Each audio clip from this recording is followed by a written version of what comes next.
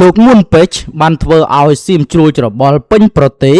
ហត្ថលេខាកម្ពុជាជាង100,000នាក់ហើយដែលការិយាល័យព្រះរាជាអាជ្ញា ICC International Criminal Court ទទួលយកជាបន្តបន្ទាប់បាទបងប្អូននេះគឺជាបុរសម្នាក់ដែលធ្វើឲ្យយោធាថៃក៏ដូចជាមេដឹកនាំថៃធំកំពុងតែខ្លាចរអាពាក់ព័ន្ធទៅនឹងច្បាប់អន្តរជាតិដែលលោកមុនពេជ្រនឹងគាត់បានដាក់ពាក្យបណ្ដឹងប្តឹងទៅកាន់តុលាការព្រហ្មទណ្ឌអន្តរជាតិឲ្យកាត់ទោសយោធាថៃក៏ដូចជាមេដឹកនាំថៃដែលធ្វើការរំលោភបំពានមកលើប្រទេសកម្ពុជាយើងទាំងមូលហើយបងប្អូននេះគឺជារូបលោកមុនពេជ្រហើយខាងនេះគឺជាមេឧក្រិដ្ឋកម្មដែលជាអ្នកឈ្លានពានលួចទឹកដីកម្ពុជាលួចទ្រព្យសម្បត្តិរបស់ជនស៊ីវិលខ្មែរក៏ដូចជាធ្វើការឲ្យមានការភ្ញាក់ផ្អើលនៅក្នុងប្រទេសកម្ពុជាផងដែរតថ្ងៃនេះយើងទៅតាមដានមើលពាក្យព័ន្ធទៅនឹងសមិទ្ធផលរបស់លោកមុនពេជ្រដែលគាត់ខិតខំប្រឹងប្រែងជួយជាតិពីចម្ងាយជាពិសេសគឺពាក្យបណ្ដឹងប្តឹងទៅកាន់តុលាការអន្តរជាតិពិភពលោកតែម្ដងបងប្អូនមុនពេជ្រជាយុវជនដ៏មានសក្តានុពលគាត់ជាសសរទ្រូងរបស់ជាតិណាបងប្អូននេះគឺជារូបគាត់នៅខាងនេះឯងយើងក៏ចូលរួមគ្រប់គ្រងទាំងអស់គ្នាណាបងប្អូនណាមុនពេជ្រជាយុវជនដ៏មានសក្តានុពលគាត់ជាសសរទ្រូងរបស់ជាតិបើទោះជាគាត់មិនមែនជាអ្នកកាន់អំណាចរដ្ឋមិនមែនជាអ្នកនយោបាយមិនមែនជាសកម្មជនរបស់អង្គការតែគាត់ប្រើសមត្ថភាពចំណេះដឹងរបស់គាត់យ៉ាងពេញទំហឹងដើម្បីចូលរួមការពារមាតុភូមិដ៏កំសត់របស់យើងដោយគ្មានលក្ខខណ្ឌអ្វីទាំងអស់គាត់ខិតខំប្រឹងប្រែងណាស់បងប្អូនហើយក្នុងអំឡុងពេលដែលចៅស៊ីមលើកទ័ពមកឈ្លានពានទឹកដីយើងគាត់បានអំពាវនាវរកសិស្សប្អូនដែលកំពុងសិក្សាជំនាញទំនាក់ទំនងអន្តរជាតិឬក៏កិច្ចការបរទេសដើម្បីរួមគ្នាជួយជាតិមាតុភូមិយើងខាងក្រោមនេះជាអ្វីដែលគាត់និងសិស្សប្អូនគាត់បានធ្វើថ្ងៃទី8 ខែ 9 ឆ្នាំ 2025ជនរួមជាតិជាទីគោរពនេះគឺជាពាក្យសម្ដីរបស់លោកមុនពេជ្រណាបងប្អូននិងជាទីរាប់អានយើងខ្ញុំសូមជម្រាបជូនបងប្អូនទាំងអស់គ្នាឲ្យបានជ្រាបថាយើងបានផ្ញើលិខិតជូនប្រធានសភាជាតិស៊ុយអែតនិងប្រធានគណៈកម្មាធិការកិច្ចការអន្តរជាតិរួចរាល់ហើយបាទបងប្អូនគាត់ខិតខំប្រឹងប្រែងជួយជាតិខ្លាំងមែនទែនថ្ងៃទី14 ខែ 9 ឆ្នាំ 2025ជនរួមជាតិជាទីគោរពនិងជាទីរាប់អានខាងក្រោមនេះជាញត្តិដែលនឹងត្រូវផ្ញើជូនការិយាល័យឧត្តមស្នងការអង្គការសហប្រជាជាតិទទួលបន្ទុកសិទ្ធិមនុស្សនៅថ្ងៃទី15 ខែកញ្ញាឆ្នាំ 2025 ខាងមុខនេះស្នើសុំអន្តរាគមន៍ឲ្យដោះលែងវីរៈកងទ័ពទាំង18នាក់បានន័យថាគាត់ខិតខំប្រឹងប្រែងបងប្អូនទោះបីជាយោធាទាំង18រូបឥឡូវនេះគឺបានដោះលែងមកវិញហើយក៏ប៉ុន្តែអំឡុងពេលដែលថៃវាមិនទាន់ដោះលែងហ្នឹងគឺគាត់នៅមិនស្រួលទេបងប្អូនតែងតែរកវិធីសាស្ត្រគ្រប់សពបែបយ៉ាងជាពិសេសគឺតាមផ្លូវច្បាប់អន្តរជាតិនេះតែម្ដងសម្រាប់ឯថ្ងៃទី19 ខែ 9 ឆ្នាំ 2025គាត់បានដាក់ថាជនរួមជាតិជាទីគោរពនិងជាទីរាប់អានសភាជាតិស៊ុយអែតបានឆ្លើយតបចំពោះញត្តិរបស់ពួកយើងថ្ងៃទី20 ខែ 9 ឆ្នាំ 2025ជូនចំពោះសិស្សប្អូនដែលកំពុងសិក្សាជំនាញទំនាក់ទំនងអន្តរជាតិឬកិច្ចការបរទេសសិស្សច្បងត្រូវការជំនួយពីសិស្សប្អូនដើម្បីជួយជាតិមាតុភូមិយើងបងប្អូនពេលណាដែលជាតិយើងមានអាសន្នអន់ក្រអំឡុងពេលដែលចោលឈ្លានពានចូលមកធ្វើបាបប្រជាពលរដ្ឋនោះខ្មែរយើងទាំងអស់គ្នាគឺត្រូវតែរួបរวมសាមគ្គីជាធ្លុងមួយបងប្អូនដូចជាមុនពេជ្រគាត់បានធ្វើអញ្ចឹងគឺពិតជាត្រឹមត្រូវណាស់ថ្ងៃទី7 ខែ 10 ឆ្នាំ 2025ពួកយើងបានផ្ញើលិខិតទៅកាន់ប្រធានគណៈប្រតិភូប្រចាំតំបន់តំណាងគណៈកម្មាធិការកាកបាទក្រហមអន្តរជាតិលោក Church មុនថានីស្នើអន្តរាគមន៍ឲ្យមានការដោះលែងវីរៈកងទ័ពទាំង18នាក់របស់ពួកយើងថ្ងៃទី17 ខែ 11 ឆ្នាំ 2025យើងបានដាក់ពាក្យបណ្ដឹងប្រឆាំងនឹងពួកមេយោធានិងអ្នកដឹកនាំនយោបាយថៃដែលពាក្យពន់ពីបទឧក្រិដ្ឋកម្មរបស់ពួកគេមកលើប្រជាជនខ្មែរនិងប្រទេសកម្ពុជាទៅកាន់តុលាការព្រហ្មទណ្ឌអន្តរជាតិ ICC ជាស្ថាពរបាទបងប្អូនថ្ងៃទី1 ខែ 12 ឆ្នាំ 2025ជនរួមជាតិជាទីគោរពនិងជាទីរាប់អាន ពួកយើងបានផ្ញើលិខិតជាផ្លូវការទៅកាន់គណៈកម្មាធិការកាកបាទក្រហមអន្តរជាតិ ICRC នៅទីក្រុង Geneva និងនៅទីក្រុង Bangkok ស្នើសុំនិងជំរុញឲ្យ ICRC បន្តការតាមដានយ៉ាងយកចិត្តទុកដាក់លើស្ថានភាពរបស់វីរៈកងទ័ពទាំង18នាក់ដើម្បីធានាថាពួកគេត្រូវបានការពារពីគ្រប់ទម្រង់នៃការធ្វើបាបឬការធ្វើទរណកម្មស្របតាមអនុសញ្ញាទីក្រុង Geneva លើកទី3 ថ្ងៃទី1 ខែ 12 ឆ្នាំ 2025 ជនរួមជាតិជាទីគោរពនិងជាទីរាប់អានលោក George Montani ប្រធានគណៈប្រតិភូប្រចាំតំបន់តំណាងគណៈកម្មាធិការកាកបាទក្រហមអន្តរជាតិបានឆ្លើយតបមកកាន់ពួកយើងវិញគាត់ខិតខំប្រឹងប្រែងមែនទែនបងប្អូនដោយលើកឡើងថា ICRC នឹងនៅតែបន្តចូលរួមយ៉ាងសកម្មក្នុងកិច្ចការនេះបន្តទៅស៊ូសុខទុក្ខទាហានទាំង18នាក់របស់យើង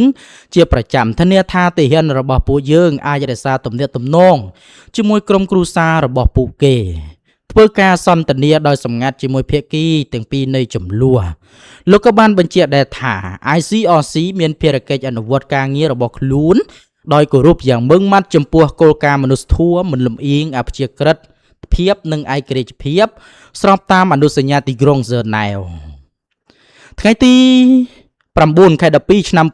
2025 គាត់បានដាក់ថាបងប្អូនខ្មែរអាមេរិកាំងជាទីគោរពនិងជាទីរាប់អាននៅក្នុងគ្រាដ៏លំបាកនេះសូមបងប្អូនមេត្តាបន្តសរសេរលិខិត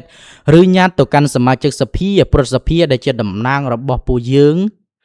នៅតាមរដ្ឋនីមួយៗក៏ដូចជារដ្ឋាភិបាលអាមេរិករបស់ពួកយើងដើម្បីជំរុញឲ្យពួកគេយកចិត្តទុកដាក់ជួយដោះស្រាយវិបត្តិមាតុភូមិរបស់ពួកយើងកំពុងប្រឈមមុខ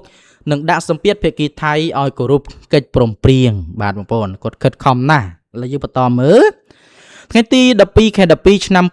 2025 ជនរួមជាតិជាទីគោរពនិងជាទីរាប់អានពួកយើងបានដាក់លិខិតតវ៉ាជាផ្លូវការទៅកាន់សភានិងប្រសិទ្ធិអាមេរិកដើម្បីប្តឹងប្រទេសថៃពីការដែលយោធាថៃបានប្រើប្រាស់សពាវុធអាមេរិកឈ្លានពានប្រទេសកម្ពុជាដោយខុសច្បាប់និងបង្កគ្រោះថ្នាក់ដ៏ធ្ងន់ធ្ងរមកលើប្រជាជនខ្មែរបាទបងប្អូនពេលខ្លះប្រជាជនខ្មែរយើងមួយចំនួននឹងគាត់មិនទាន់ដឹងអំពីការខិតខំប្រឹងប្រែងរបស់លោកមួនពេជ្រនៅឡើយទេបងប្អូនណាប៉ុន្តែថ្ងៃនេះយើងមកស្ដាប់យើងនឹងដឹងថាគាត់ខិតខំប្រឹងប្រែងយ៉ាងម៉េចខ្លះទៅតាមផ្លូវច្បាប់អន្តរជាតិនោះបងប្អូនគឺគាត់ខិតខំខ្លាំងមែនតើថ្ងៃទី23 ខែ 12 ឆ្នាំ 2025 ជនរួមជាតិជាទីគោរពនិងជាទីរាប់អានគាត់ប្រើពាក្យនឹងគឺប្រើពាក្យដោយក្តីគោរពនិងស្រឡាញ់ដ៏កក់ក្ដៅខ្លាំងមែនទែនបងប្អូនពួកយើងបានរាយការណ៍បន្ថែមពីលើបណ្ដឹងចាស់របស់ពួកយើងពីបទអក្រិតកម្មរបស់ពួកមេយោធានិងអ្នកដឹកនាំនយោបាយថៃមកលើមាតុភូមិនិងប្រជាជនយើងទៅកាន់ការិយាល័យរដ្ឋអាជ្ញានៃតុលាការព្រហ្មទណ្ឌអន្តរជាតិ ICC ជាស្ថាពរថ្ងៃទី23 ខែ 12 ឆ្នាំ 2026 ជនរួមជាតិជាទីគោរពបងប្អូននិងជាទីរាប់អានពេលនេះការិយាល័យរដ្ឋអាជ្ញានៃតុលាការព្រហ្មទណ្ឌអន្តរជាតិ ICC បានទទួលយកបណ្ដឹងរបស់ពួកយើងជាផ្លូវការថ្ងៃទី1 ខែ 1 ឆ្នាំ 2026 ពួកយើងបានផ្ញើលិខិតថ្លែងអំណរគុណទៅកាន់គណៈកម្មាធិការកាកបាទក្រហមអន្តរជាតិ ICRC ដោយសម្ដែងការដឹងគុណយ៉ាងជ្រាលជ្រៅចំពោះការយកចិត្តទុកដាក់និងការបំពេញភារកិច្ចមនុស្សធម៌របស់ពួកគេក្នុងការមើលថែនិងការការពារទាហានទាំង18នាក់របស់ពួកយើងពីគ្រប់ទម្រង់នៃការធ្វើបាបឬការធ្វើទរណកម្មស្របតាមអនុសញ្ញាទីក្រុង Geneva លើកទី3ថ្ងៃទី12 ខែ 1 ឆ្នាំ 2026 ពួកយើងបានដាក់ភស្តុតាងបន្ថែមនេះបទតាំងបន្ថែមដែលយោធាថៃវាបានឈ្លានពានយើងជាលើកទី2យ៉ាងកំរោលតែម្ដងណាបងប្អូននិងបញ្ជីឈ្មោះអ្នកចូលរួមចំនួន146,760 នាក់ទៅកាន់ការិយាល័យរដ្ឋអាជ្ញានៃតុលាការព្រហ្មទណ្ឌអន្តរជាតិ ICC ដើម្បីដាក់បន្ទុកពួកមេយោធានិងអ្នកដឹកនាំនយោបាយថៃពីបទអក្រិតកម្មរបស់ពួកគេមកលើមាតុភូមិនិងជនរួមជាតិរបស់ពួកយើងថ្ងៃទី14 ខែ 1 ឆ្នាំ 2026 លោក George Montani ប្រធានគណៈប្រតិភូប្រចាំតំបន់តំណាងគណៈកម្មាធិការកាកបាទក្រហមអន្តរជាតិបានឆ្លើយតបលិខិតថ្លែងអំណរគុណរបស់ពួកយើងបានន័យថាអន្តរជាតិជាពិសេសគឺគណៈកម្មាធិការកាកបាទក្រហមអន្តរជាតិដែលហៅកាត់ថា ICRC នឹងគឺគាត់បានដឹងបងប្អូនបានយល់ស្រប ជាមួយនឹងលោកមុនពេជ្រដូច្នេះហើយក៏គាត់ក៏ធ្វើការឆ្លើយតបបងប្អូនធ្វើការឆ្លើយតបពាក្យព័ន្ធទៅនឹងលោកមុនពេជ្រដែលធ្វើលិខិតថ្លែងអំណរគុណណាជនរួមជាតិជាទីគោរពនិងជាទីរាប់អានការដែលត្រូវសរសេរលិខិតថ្លែងអំណរគុណនេះមិនមែនត្រឹមតែជាពិធីការប៉ុណ្ណោះទេប៉ុន្តែជាការបង្ហាញនូវសុជីវធម៌និងសេចក្តីថ្លៃថ្នូររបស់ជនជាតិយើងក្នុងនាមជាខ្មែរខ្ញុំមានមោទកភាពដែលកម្ពុជាមានយុវជនដ៏ល្អបែបនេះខ្ញុំក៏មានមោទនភាពដែរបងប្អូនក៏មានមោទនភាពដែរជាពិសេសគឺប្រជាពលរដ្ឋខ្មែរយើងទូទាំងពិភពលោកក៏មានមោទនភាពដែរដែលមានបងប្អូនប្រជាពលរដ្ឋខ្មែរដូចគ្នាមានការជួយជាតិយ៉ាងសន្ធឹកសន្ធាប់នោះបងប្អូនកងទ័ពស៊ីមបានរិះគន់កម្ពុជាយើងចំពោះការធ្វើការសន្និដ្ឋានឯកតោភាគីស្អីទៅដែរបងប្អូនយើងមើលទៅទង់ជាតិទៅនេះគឺជាទង់ជាតិ AOT ណាបងប្អូនដែលចុះចេញទៅមើលទីតាំងដែលកើតហេតុហ្នឹងណាដល់ពេលថៃគេឃើញទៅគេថាគេមិនយល់ព្រមទេគេរិះគន់ហេតុអីបានកម្ពុជាធ្វើការតែឯងអញ្ចឹងណាបងប្អូនឥឡូវយើងបន្តមើលតើគេរិះគន់អាម៉េចបងប្អូនកងទ័ពស៊ីមបានរិះគន់កម្ពុជាយើងចំពោះការធ្វើការសន្និដ្ឋានឯកតោភាគីស៊ីមថាការអះអាងថា AOT កម្ពុជាថៃបានធ្វើការស្រាវជ្រាវនៅកម្ពុជាថៃបងប្អូននៅទីតាំងចំនួន6ចោតប្រកាន់ថៃពីបទវាយប្រហារចុះបើវាយប្រហារមែនថាគេចោតធ្វើអីទៀតនរណាគេក៏ដឹងដែរមកពិភពលោកនេះគេឥឡូវហ្នឹងគឺគេដឹងច្បាស់ហើយថាចរិតថៃហ្នឹងវាយ៉ាងណាបងប្អូនទទូចថា AOT ដឹកនាំដោយកម្ពុជាតែម្នាក់ឯងសង្កត់ធ្ងន់លើការសង្កេតដោយយុត្តិធម៌និងវិជ្ជាជីវៈតម្រូវឲ្យមានផុសតាងនិងដំណើរការផ្ទៀងផ្ទាត់ដែលអាចទុកចិត្តបានវាអត់ទុកចិត្តយើងទេយើងក៏មិនទុកចិត្តវាដែរណាវាដេញទៅដល់ខ្សែលើយើងជានិច្ចហ្នឹងបងប្អូនសៀមថាខ្លួនមានឆន្ទៈផ្ដល់ព័ត៌មានបច្ចេកទេសដោយរិះគន់ការអះអាងឯកតោភាគីរបស់មិនជួយកាត់បន្ថយភាពតានតឹងរវាងប្រទេសទាំងពីរទេមជ្ឈមណ្ឌលសម្រាប់សម្រួលព័ត៌មានរួមថៃកម្ពុជាស៊ីមបំភ្លឺករណីដែលកម្ពុជាបានបញ្ជាក់ថាក្រុមអ្នកសង្កេតការអាស៊ានបានទៅទស្សនាទីតាំងចំនួន6ហើយបានរកឃើញការខូចខាតពីការវាយប្រហារដោយភាគីថៃផុសតាងហើយបងប្អូនកំពុងរៀបចំប្រមូលហើយយើងមានតែផ្លូវច្បាប់មួយទេបើថាផ្លូវកម្លាំងគឺធ្វើអីថៃវាមិនកើតទេមានតែផ្លូវច្បាប់ទៅកាន់អង្គការអន្តរជាតិលើពិភពលោកទៅកាន់តុលាការលើពិភពលោកនឹងឯងបងប្អូនមជ្ឈមណ្ឌលសម្រាប់សម្រួលព័ត៌មានរួមថៃកម្ពុជាបញ្ជាក់ថាថៃគ្រប់គ្រងការសង្កេតដោយយុត្តិធម៌និងវិជ្ជាជីវៈទោះជាយ៉ាងណាក៏ដោយការសន្និដ្ឋានមូលហេតុនៃការខូចខាតតម្រូវឲ្យមានភស្តុតាងនិងដំណើរការផ្ទៀងផ្ទាត់ដែលអាចទុកចិត្តបានថៃមានឆន្ទៈផ្ដល់ព័ត៌មានបច្ចេកទេសតាមរយៈបណ្ដាញសមស្របហើយជឿជាក់ថាការអាងឯកតោភាគីដែលធ្វើឡើងតាមរយៈប្រព័ន្ធផ្សព្វផ្សាយព័ត៌មានដែលបានរៀបរាប់ខាងលើមិនបានជួយកាត់បន្ថយភាពតានតឹងរវាងប្រទេសទាំងពីរទេណាបងប្អូនថៃប្រញាប់ប្រញាល់ជំលិះប្រជាជនដោយសារលេចធ្លាយសារធាតុគីមីគ្រោះថ្នាក់ជាច្រើនកម្មឲ្យផលជាក់ស្ដែងបងប្អូនរឿងបញ្ហាមិនចេះចប់ទេប្រទេសថៃពុតពីត្រឡប់ឡានត្រឡប់អីរថភ្លើងកលាប់ពីណានេះឥឡូវមកធ្លាយសារធាតុគីមីទៀតហើយបងប្អូនការលេចធ្លាយសារធាតុគីមីយ៉ាងច្រើននៅក្នុងក្រុងប្រាហ្សាម៉ុតឆេដៃនៃខេត្តសមុទ្រប្រការប្រទេសថៃបានបញ្ចេញជាតិពុលនិងក្លិនអាក្រក់បណ្ដាលឲ្យអ្នកស្រុកជួបប្រទះនៅបញ្ហារលាកភ្លើងដង្ហើមធ្ងន់ធ្ងរនិងវិលមុខប្រជាជនថៃដែលរងផលប៉ះពាល់បានបង្ហោះសារនៅលើបណ្ដាញសង្គមយ៉ាងប្រុងប្រយ័ត្នអំពីអាការៈមិនស្រួលខ្លួនដូចជាថប់ដង្ហើមរលាកច្រមុះបំពង់កបន្ទាប់ពីស្រូបចំហាយសារធាតុគីមីដែលបានលេចធ្លាយនេះបើតាមការចុះផ្សាយដោយសារព័ត៌មាន Thai The Nation នៅថ្ងៃទី15ខែមករាឆ្នាំ2026ការគំពប់ជាតិពុលដែលប៉ះពាល់ដល់សុខភាពនេះក៏បានជំរុញឲ្យមានការចម្លៀសប្រជាជនជាច្រើនចេញពីសហគមន៍សុងភីនងនៅថ្ងៃប្រហ័សទី15ខែមករាឆ្នាំ2026ចំណែកសាលារៀនដែលនៅក្បែរនោះត្រូវបានបិទទ្វារភ្លាមៗដោយឪពុកម្ដាយត្រូវបានណែនាំទៅយកកូនឲ្យទៅយកកូនរបស់ពួកគេដើម្បីការពារការប៉ះពាល់នឹងសារធាតុគីមីដែលភាយចេញក្នុងបរិយាកាសរយៈពេលយូរ ជាមួយគ្នានេះក្រុមការងារត្រូវបានដាក់ពង្រាយទៅកាន់តំបន់ដែលរងផលប៉ះពាល់ដើម្បីសម្របសម្រួលដល់ការជំលះប្រជាជនដែលងាយរងគ្រោះជាពិសេសកុមារតូចៗអាជ្ញាធរបានបង្កើតមជ្ឈមណ្ឌលជំនួយសង្គ្រោះបន្ទាន់និងបានដាក់ចេញគោលការណ៍ណែនាំសុវត្ថិភាពបន្ទាន់ចំពោះមូលហេតុនៃការលេចធ្លាយសារធាតុគីមីគ្រោះថ្នាក់នេះនៅមិនទាន់ដឹងនៅឡើយទេដោយកំពុងស្ថិតក្រោមការស៊ើបអង្កេតក្រុមជំនាញកំពុងធ្វើការងារដើម្បីទប់ស្កាត់ប្រភពនៃការលេចធ្លាយនិងកំណត់លក្ខណៈនៃសារធាតុគីមីដែលពាក់ព័ន្ធរដ្ឋបាលលោកត្រាំប្រកាសផ្អាកការផ្ដល់ទិដ្ឋាការអន្តោប្រវេសន៍ដល់ប្រទេសចំនួន75រួមទាំងប្រទេសថៃWashington សហរដ្ឋអាមេរិកបានចាត់វិធានការដ៏តឹងរ៉ឹងនិងគួរឲ្យភ្ញាក់ផ្អើលបំផុតមួយដោយប្រកាសផ្អាករាល់ដំណើរការផ្ដល់ទិដ្ឋាការអន្តោប្រវេសន៍សម្រាប់ប្រទេសចំនួន75នៅជុំវិញពិភពលោកដែលក្នុងនោះប្រទេសថៃក៏ត្រូវបានបញ្ចូលក្នុងបញ្ជីខ្មៅនេះផងដែរកម្ពុជាយើងក៏មានដែរណាបងប្អូនវិធានការនេះនឹងចាប់ផ្ដើមអនុវត្តជាផ្លូវការនៅថ្ងៃទី21ខែមករាឆ្នាំ2026ខាងមុខនេះដែលត្រូវបានគេមើលឃើញថាជាយុទ្ធសាស្ត្របង្ក្រាបដ៏ធំរបស់រដ្ឋបាលលោកដូណាល់ត្រាំលើបេក្ខជនដែលត្រូវបានគេចាត់ទុកថាអាចក្លាយជាបន្ទុកសាធារណៈដល់សហរដ្ឋអាមេរិកយោងតាមរបាយការណ៍ពីស្ថាប័នព័ត៌មាន Fox News កម្រងឯកសារផ្ទៃក្នុងរបស់ក្រសួងការបរទេសអាមេរិកបានណែនាំឲ្យមន្ត្រីកុងស៊ូលបដិសេធទិដ្ឋាការជាបណ្ដោះអាសន្នខណៈពេលដែលក្រសួងធ្វើការវាយតម្លៃឡើងវិញនៅនីតិវិធីត្រួតពិនិត្យនិងស្វែងរកព័ត៌មានលម្អិតពីបុគ្គលម្នាក់ៗ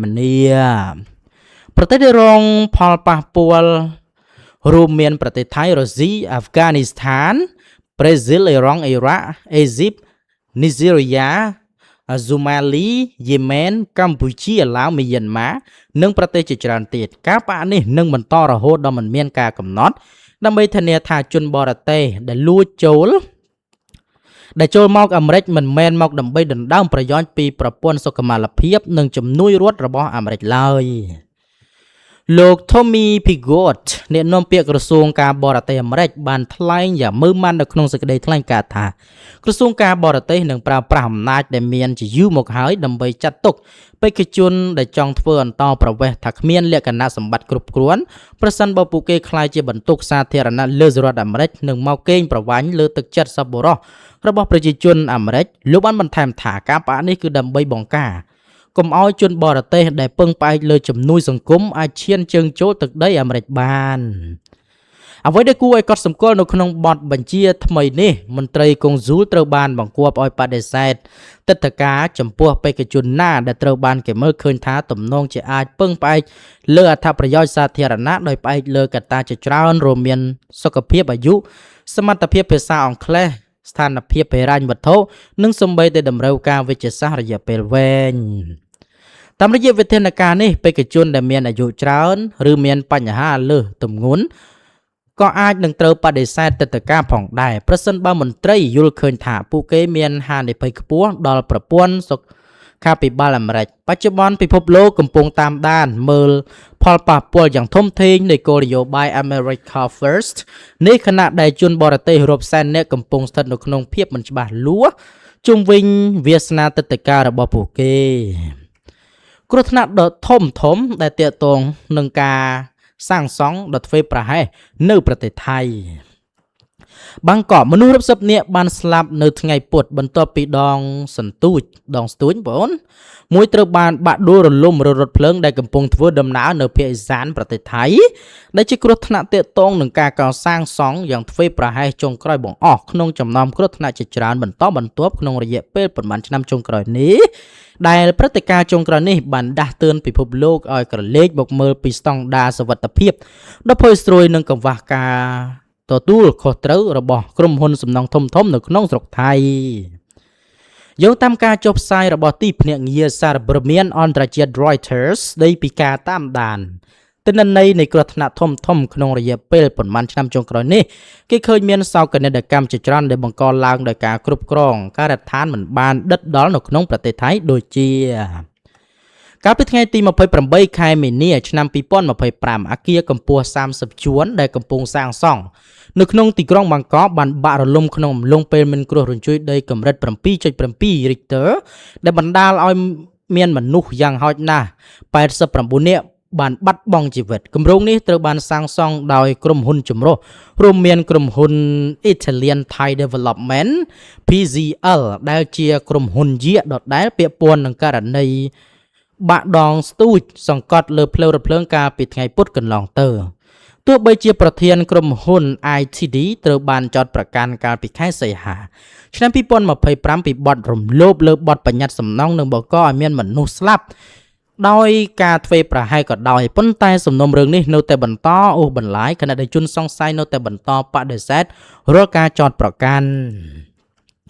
មុននេះបន្តិចកាលពីថ្ងៃទី15ខែមីនាឆ្នាំ2025ស្ពានដែលកំពុងសាងសង់ក្នុងគម្រោងផ្លូវលបឿនលឿនរាមាស្រីដៅ